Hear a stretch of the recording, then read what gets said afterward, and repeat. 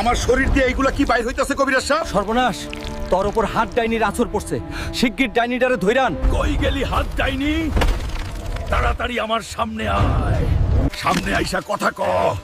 আমার শরীর চুলকায়া শেষ হয়ে গেল।